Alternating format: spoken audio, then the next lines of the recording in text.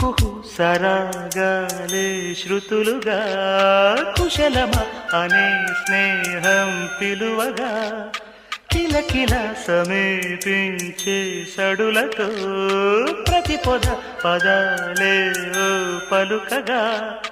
కునుకురాక బుట్ట బొమ్మ గుబురు గుందని వనములేచి వద్దకొచ్చి నిద్రపుచ్చని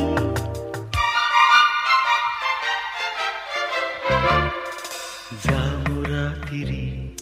జాబిలమ్మ జోలపాడన ఇలా